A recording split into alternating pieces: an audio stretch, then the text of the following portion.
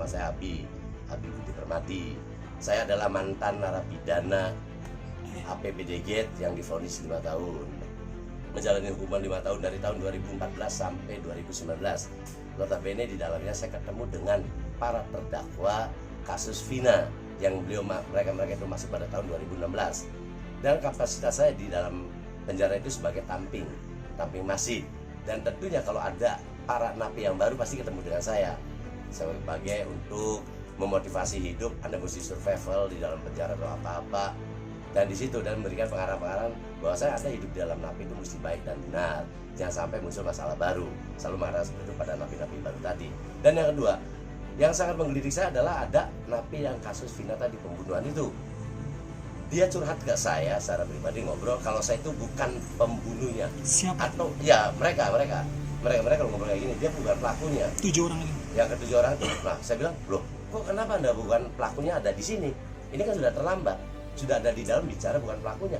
Kenapa tidak waktu proses pem-BAP-an sampai proses persidangan Anda tidak mengatakan seperti itu?" Dia katakan, "Di waktu proses pem-BAP-an saya itu digulung habis." Digulung dalam artinya digulung ini adalah mendapat perlakuan kekerasan oleh para petugas di Polresta maupun di Polda untuk mengakui apa yang dia tidak lakukan. Ini kan lucu. Kenapa Anda tidak ngomong? Saya takut, saya udah nggak tahan nih fisik saya.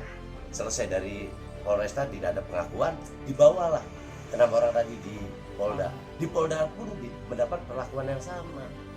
Selesai itu ya kemudian udah sembuh baru persidangan. Nah yang lucunya lagi saya ngomong, kenapa pengacara tidak membela Anda? Secara implisit bagian daripada tugas pengacara dong. Ya, pengacara itu tidak ada pembelaan. Dia membaca normatif sesuai dengan BAP. Ya maka tidak terjadi kerusuhan, landai-landai saja persidangan. Ya, yang kasihan adalah mereka yang memang terdakwa karena sampai kena tuntutan seumur hidup. Katanya 81-nya itu memang karena di bawah umur maka kena 8 tahun. Maka apa-apa yang dikeluarkan, yang diucapkan oleh Saka itu memang benar. Saya pun dapat laporan seperti itu dari yang 7 orang tadi.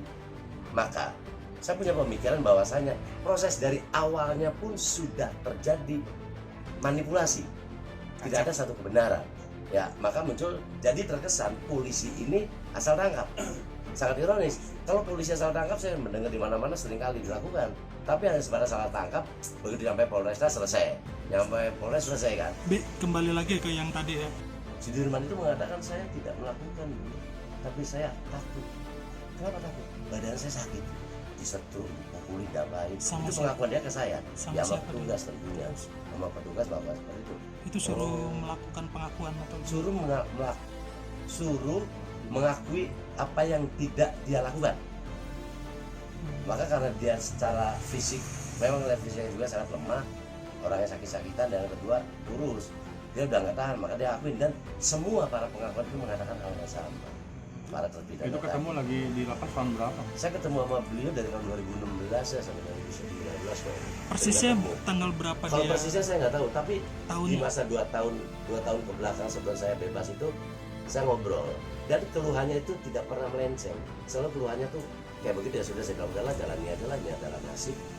Tapi nampaknya dia sendiri butuh kekuatan supaya dia akan mengungkapkan satu kebenaran. Tapi tidak pernah ada satu institusi atau satu advokasi apapun terhadap dia. Udah aja, udah divonis selesai, berarti dia pikir urusan selesai dong. Pengakuan si Sudirman itu diapain aja sama polisi? Ya tidak jauh beda kayak proses kayak yang lainnya ya. Dipaksa polisi kan oh ya ada sebuah pemaksaan.